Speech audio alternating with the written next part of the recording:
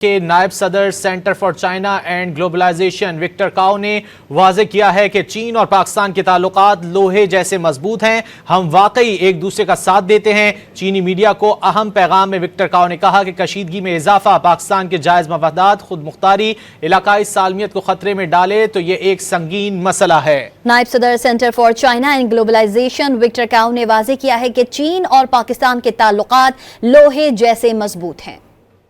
Diplomatic initiative between Pakistan and India will be less likely unless they are provided with intermediary services by other major powers or by the United Nations itself.